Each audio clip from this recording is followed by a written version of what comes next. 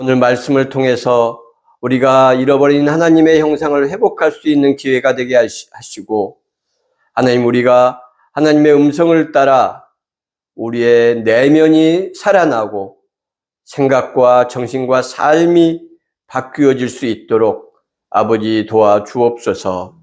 예수님 이름 받들어 기도드립니다. 아멘. 26절에 보면 하나님이 이르시되 우리의 형상을 따라 우리의 모양대로 우리가 사람을 만들고, 이렇게 되어 있죠. 우리 기독교인들이 아주 조심해야 될 것, 대부분 제가 보기에는 한국교회 목회자를 포함하여 기독교인들 대부분이 이 말씀, 하나님이 창조하신 것은 사람이다, 기독교인이 아니라, 이런 것을 너무나 간과하고 있다는 생각이 많이 들어요. 예수께서 이 땅에 오신 것은 모든 사람을 위해서 이 땅에 오신 것이지, 하나님을 믿는 사람, 교회에 다니는 사람만을 위해서 이 땅에 오신 것이 아니다. 이건 다 인정하시죠? 예. 그러면 우리가 하나님께서 사람을 창조하셨다. 예수님께서는 모든 인간을 위해서 십자가에 달리신 것이지 교회에 다니는 사람만 위해서 십자가에 달린 것은 아니다. 이런 생각을 가지신다면 우리가 교회에 다니지 않는 우리의 이웃들, 친구들, 동료들을 함부로 비하하면 안 된다. 그렇겠죠, 당연히. 왜냐하면 그들도 하나님의 형상이기 때문입니다. 나만 존귀한 하나님의 형상이 아니고 그들도 똑같이 존귀한 하나님의 형상이에요. 그들은 하나님의 형상이란 것을 자각하고 인지하지 못할 수 있습니다. 그런데 우리는 자각하고 인지하죠. 그러면 하나님의 형상다운 모습은 뭘까요? 하나님의 형상이라는 것을 인지하지 못한 사람은 어차피 알지 못하니까 하나님의 형상이 아닌 것처럼 살아갈 수 있는 거예요. 다른 사람을 대할 때 보다 더 육적으로, 인간적으로, 또 욕망이 움직이는 대로 다른 사람을 대할 수 있죠. 그러나 하나님의 형상인 것을 아는 우리 그리스도인들은 다른 사람을 그렇게 대해서는 안 되는 거예요. 다른 사람을 하나님의 형상으로 존중하고 사랑하고 소중히 여기고 이렇게 대해야 그게 하나님의 형상으로서의 나를 인지하는 그리스도인들의 자세인 거죠. 하나님의 형상의 특징은 세 가지였어요. 그 하나는, 첫 번째가 이제 여기 말씀대로 다스리게 하자, 26절. 이제 라다의 특성. 근데 이 다스림은 세상적인 방식의 다스림이 아니고 힘과 돈과 권력과 이런 다스림이 아니고 하나님의 형상이니까 하나님의 방식으로 다스린다. 그러니까 하나님의 방식은 뭐냐? 하나님을 가장 명증하게, 확실하게 알려주신 분은 예수 그리스도다. 답은 간단하게 나오는 거예요. 그럼 예수님은 세상을 어떻게 다스렸냐? 예수님 방식으로 우리가 돈과 권력과 세상적 가치와 이런 것들을 다스릴 수 있어야 된다. 두 번째 특성은 복을 주시고에서 28절에 하나님이 그들에게 복을 주시며, 여기서 우리가 발견을 했죠. 복을 주는 바라크라고 그랬죠. 근데 이 바라크는 복을 주다라는 의미로 안착이 되기 전에는 무릎을 꿇다라는 뜻이었다. 그러니까 이게 굉장히 세상적인 가치와 기독교적 가치는 다른 거예요. 근데 우리 교회에 우리 목사들이 세상적 가치를 교회 안으로 가지고 들어왔어요. 그래서 하는 말이, 여러분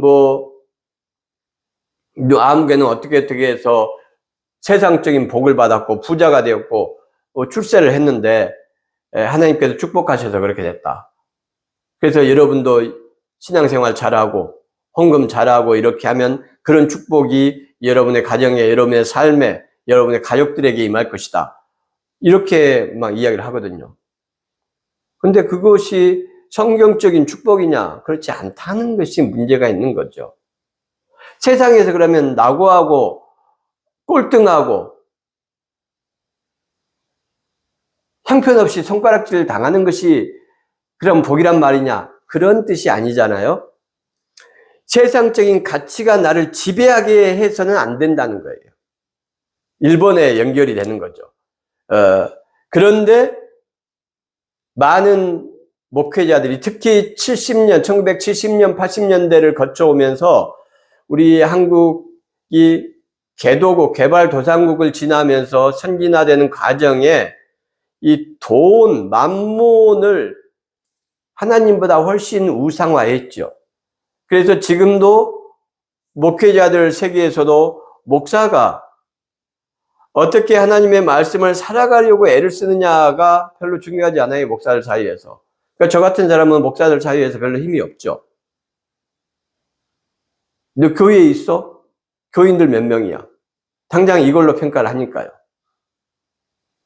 너가 설교를 하나님의 말씀에 맞게 하느냐 안 하느냐, 너가 삶을 성경적으로 살려고 예수님을 따라서 바라크에 무릎 꿇는 삶, 자기의 부족함을 인정하고 교인들을 위해서 무릎 꿇는 삶, 섬기는 삶을 살려고 하느냐 안 하느냐, 이런 것은 전혀 따지지를 않아요. 그리고서 교인이 몇 명이냐, 예산, 1년 예산이 얼마야, 교회 예산이 얼마야, 교회 부동산이 얼마나 있어, 이런 걸로 목회를 잘했다 못했다, 훌륭한 목회자다 아니다, 좋은 교회다 아니다를 평가를 해요. 이거 어떻게 말을 해야 되죠?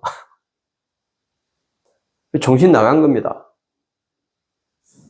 교회가, 우리 목사들이 정신 나간 거예요. 조금만 생각해 봐도 가장 부자이시고 가장 위엄 있으시고 가장 존귀하신 예수님, 하나님의 아들께서 이 땅에 오셨잖아요, 인간으로. 그리고 올 때부터 예수님은 그 인간을 위해서 죽기 위해서 오신 거죠.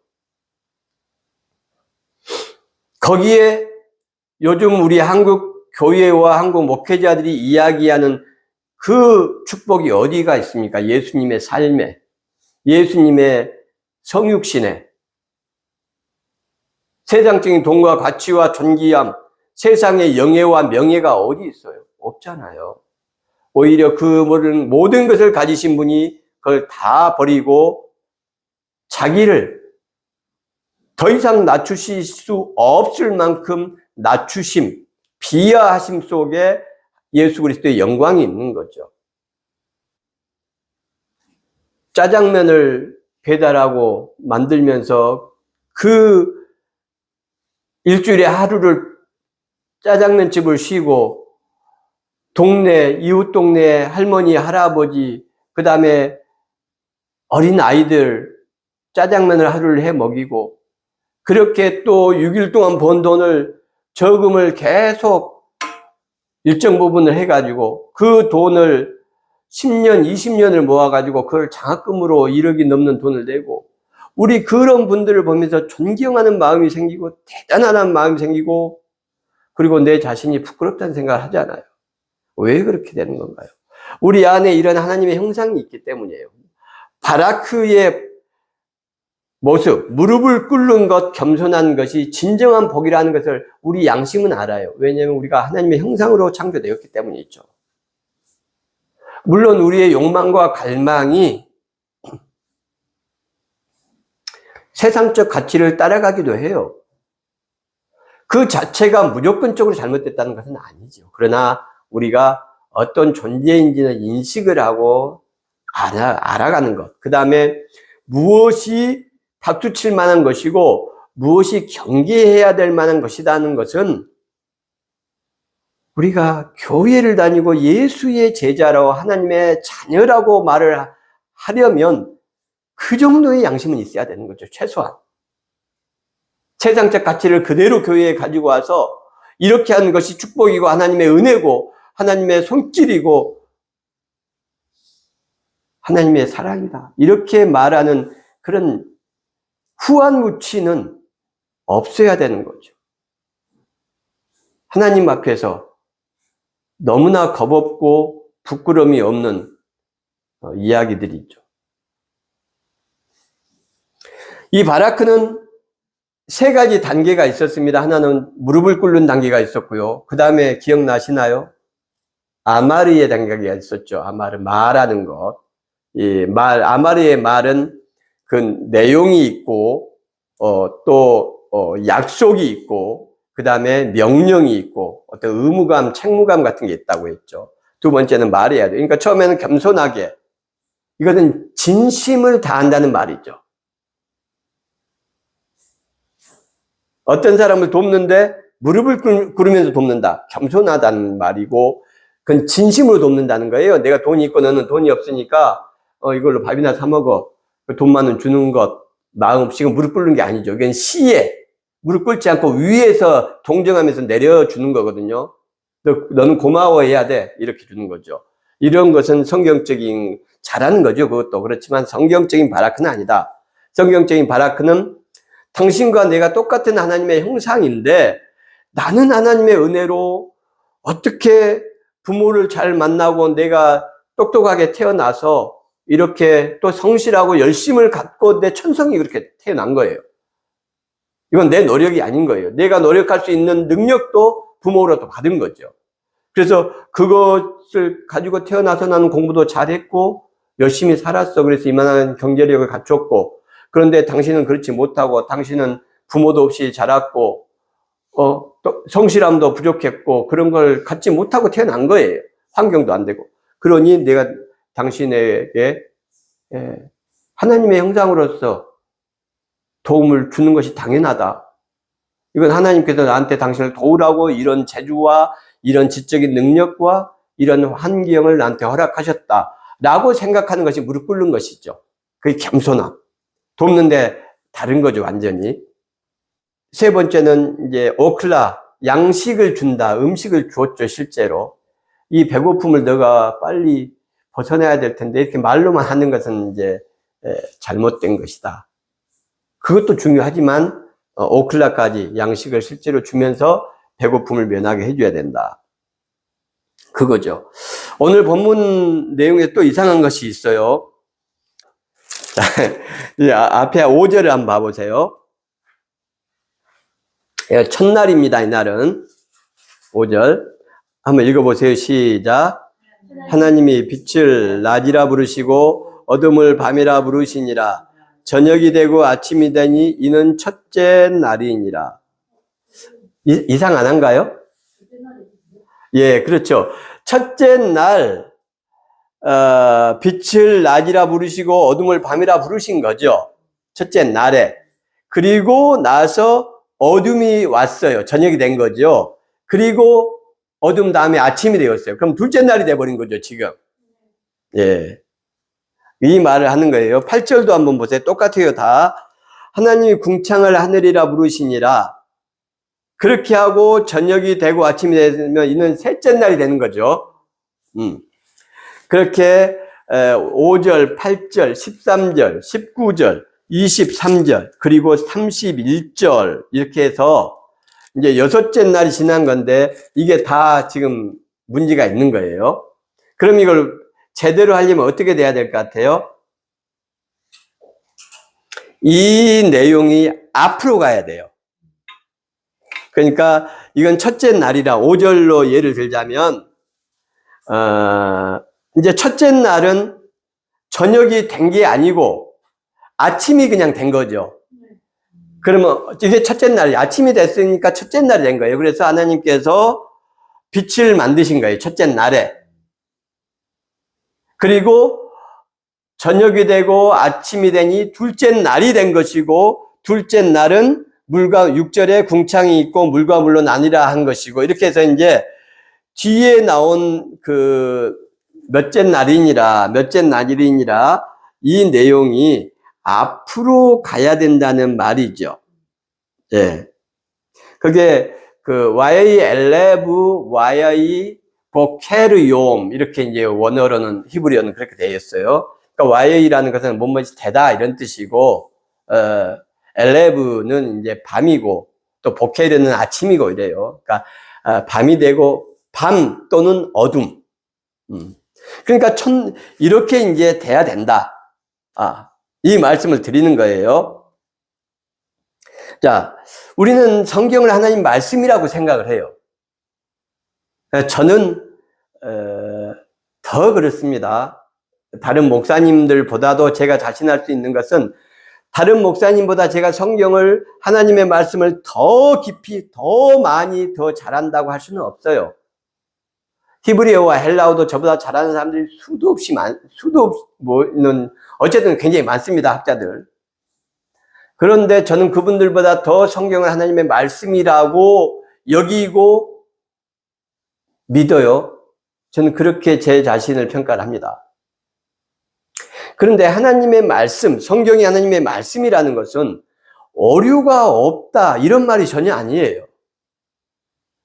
성경을 기록한 것은 사람이 기록을 했어요. 그러니 방금 이런 문제들이 발견이 되는 거예요. 저는 이렇게 생각을 해요. 하나님의 말씀이라는 생각을 얼마나 확고하게 내면 깊은 곳에서부터 신념을 가지고 있느냐가 바로 이런 문제를 발견하냐 못 발견하냐의 문제라고 생각이 됩니다. 그 중에 하나다. 하나님의 말씀이라는 것은 사람이 기록했고, 또 사람이 기록했다는 것은 필연적으로 오류가 있습니다. 저는 반드시 성경에 오류가 있어야 된다라고 생각을 하는 사람이에요. 하나님이 말씀이 되는 것은 오류가 없기 때문이 아니고, 오류 있는 인간의 기록을 형편없고 종교적, 지식적 여러 가지 한계가 담겨있는 이 글을 하나님께서 하나님의 말씀으로 인정해 주시는 거예요. 이게 놀라운 거예요.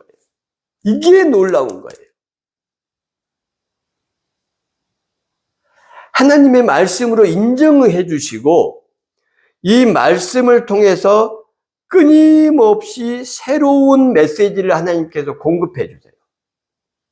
노력을 하니까. 저도 이거 이번 주에 발견하고 깨달은 거예요. 이 오류를. 지금까지 수십 년간 성경을 연구하고 공부하고 해왔어도 발견하지 못했던 것. 누가 발견한 것도 당연히 제가 못 들었죠. 그러니까 알지 못했고, 제가 지금까지. 제 지적인 능력으로 이걸 발견한 게 아닌 거예요. 제 생각으로는. 이게 하나님의 말씀이고, 하나님께서 이 성경 말씀을 통해서 역사하시고 살아서 일하신다는 확신이 있기 때문에 보고 또 보는데, 거기서 하나님께서 대견하게 여기셔서 발견하지 못한 것, 지난주까지 발견하지 못한 것을 이번 주에 발견하게 하시는 거예요. 그래서 하나님의 말씀이라는 것이 우리가 성경을 보면서 앞뒤가 안 맞을 수도 있고, 역사적인 내용이 차이가 있을 수도 있어요. 아무 문제가 아니다. 오히려 차이가 없으면 문제예요. 인간이 다른 사람이 썼고, 시대가 다르고 지금같이 녹음기가 있거나 카메라가 있는 것도 아닌데, 사람이 전했고, 필사하고, 수백 년, 수천 년 지냈고, 글씨를 지금처럼 이렇게 잉크가 좋아서 알아볼 수 있는 게 아니거든요. 종이가 있었던 것도 아니고. 당연히 번지고 습기 차고 곰팡이 피고 알아볼 수 없게 됐는데 한자도 안 틀린다. 그런 일이 있을 수 없어요. 그런데 안 틀린다. 그것은 하나로 맞춘 거죠, 인간이. 그렇기 때문에 시대가 다르고 수백 년, 수천 년간 쓴 것들이 내용이 같은 거죠. 그럼 이건 조작이죠. 그게 오히려 문제가 되는 거지, 오류가 있고 같은 내용이 다르게 표현되어 있고 이런 것은 전혀 문제가 아닌 거예요. 원래는 같은 내용인데 필사하는 과정 중에서 이렇게 찢어지죠. 하나는 중국으로 필사해서 가고 하나는 필사해서 호주로 갔다. 호주에서 또 300년간 이걸 또 필사하고 계속 내려가는 거고, 이건 중국에서 중국 문자로 필사 간 거예요. 300년이 지나가지고 이것과 이것을 다시 붙였어요. 원본은 같았죠, 처음에. 여기서 찢어지기 전에는. 이렇게 해서 봤더니 이게 같을까요? 당연히 다른 거예요. 그리고 그것은 지극히 정상이다. 그런데 그 다름 속에 하나님의 일하심이 있어요. 성경을 깊이 보려고 애를 쓰고 이 말씀이 하나님의 말씀이라고 우리가 인정하면 그런 것을 하나님께서 드러내 보여주신다. 이렇게 오류들을.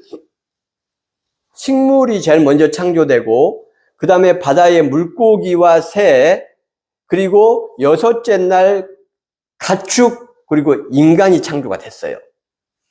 그게 나오는 거죠.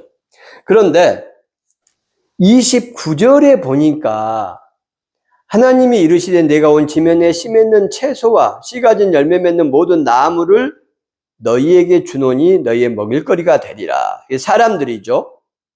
예, 동물과 사람, 28절까지 포함하면 동물과 사람에게 식물을 먹을 수 있게, 야채와 과일과 채소를 먹을 수 있게 해주셨다. 이게 이제 무슨 말이냐? 이게 무슨 말이냐?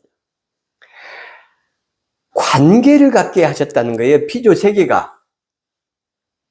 인간은 마음대로 하나님의 형상이니까 착취할 수 있게 하시고, 강자는 약자들을 마음대로 정복하고 짓밟을 수 있게 하신 게 아니고, 서로 건강하고 아름다운 관계를 맺게 하셨다. 이 말이 이제 중요한 거예요.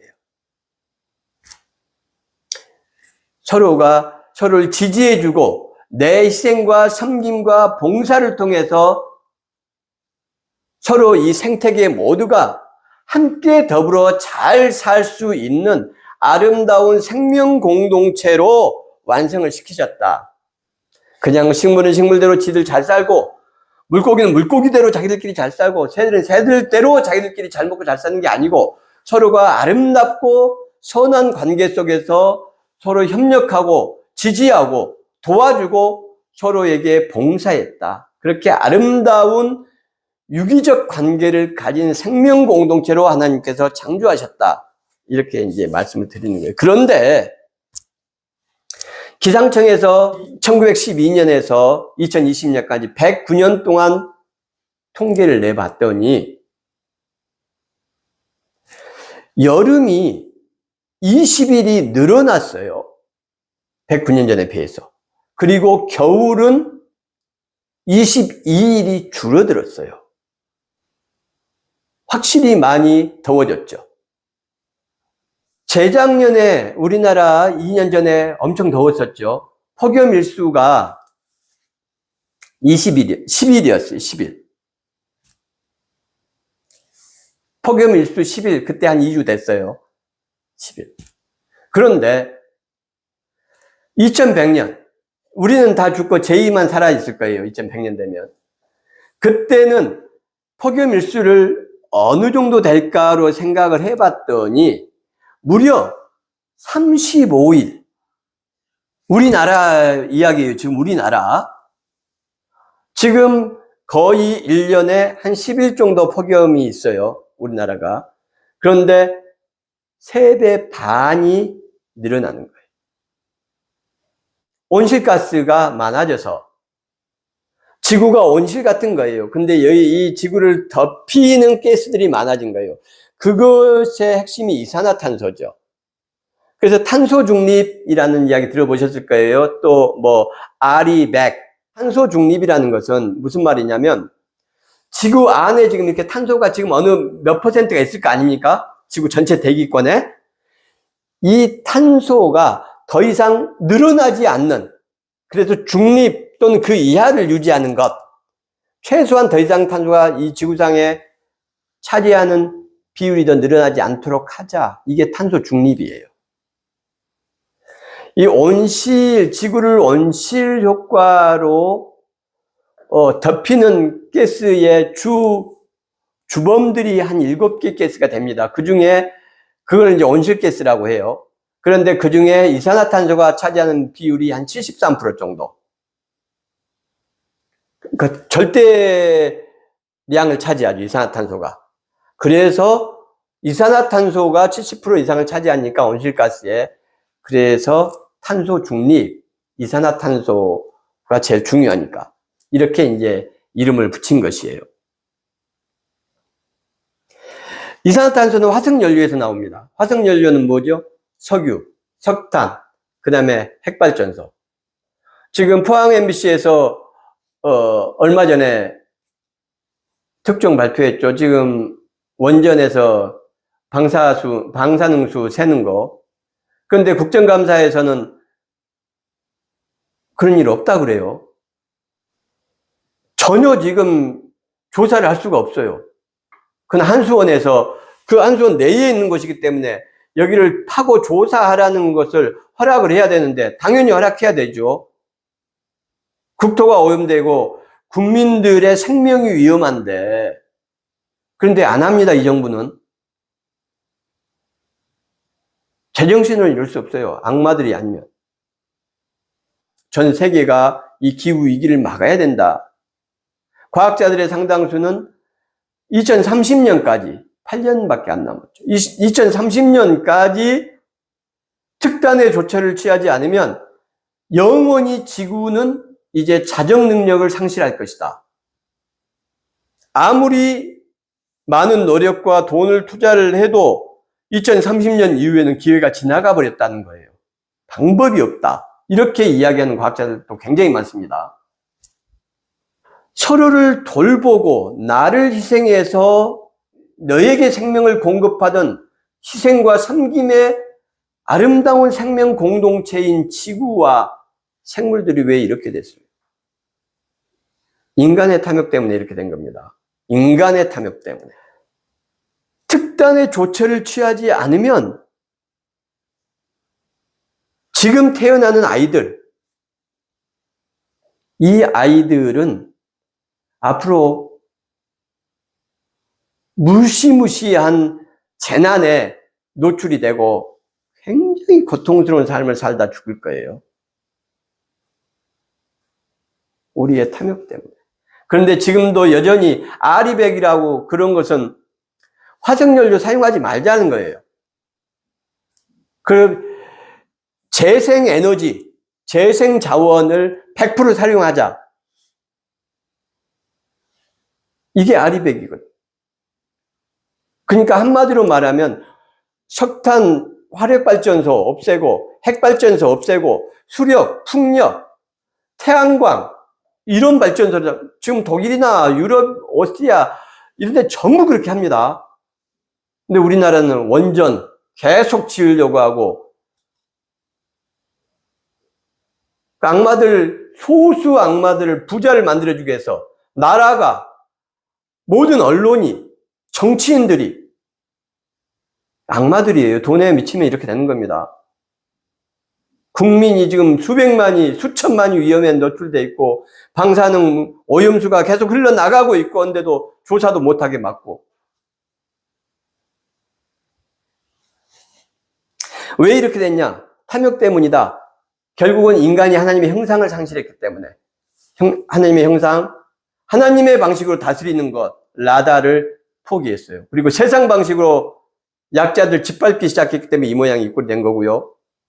그 다음에 복을 주는 존재, 무릎 꿇는 존재에서 무릎을 꿇리는 존재로 교만스러운 모습을 가졌고 착취하고 수탈하는 존재가 되었기 때문에 자연이 병든 거예요. 그래서 이제 자연이 자칫하면 회복될 수 없는 죽음에 이르게 되었다. 하나님이 지으신 그 모든 것을 보시니 보시기에 심히 좋았더라. 이 앞에의 원에는 힘내란 단어가 있어요. 힘내는 자, 보라 하는 감탄사예요. 와.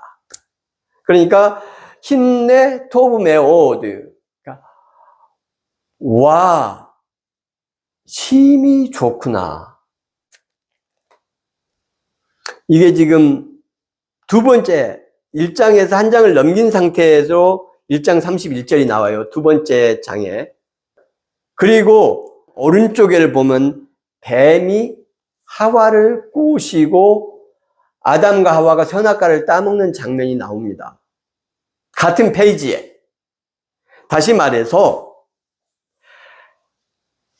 하나님이 힘내 토브메오드라고 감탄하실 때 힘이 너무나 좋구나라고 감탄하시고 계실 때에 조금 있으면 아담과 하와는 그 하나님을 향해서 배신하고 도전하고 하나님의 형상을 발로 내걷어 차는 모습이 나온다는 거예요. 같은 장애. 하나님이 그걸 모르실까요? 이 부분이 중요하죠. 하나님이 모르실 수가 없죠. 모르시면 진정한 신이 아니지. 조금 있다가 저놈들이 바로 이 한 장을 넘기기도 전에 나를 배신할 거는 하나님께서 아시는 거예요. 그들이 선악과를 따먹을 것도 아시고 뱀한테 무릎을 꿇을 것도 아시고 하나님의 형상을 발로 걷어 찰 거라는 것도 하나님 아시는 거예요. 그런데도 불구하고 하나님이 힌네 토브메오드라고 감탄하시는 거예요.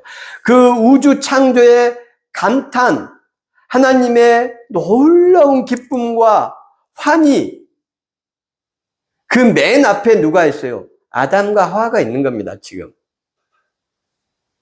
가장 아름다운 존재, 그리고 하나님의 형상을 닮은 존재,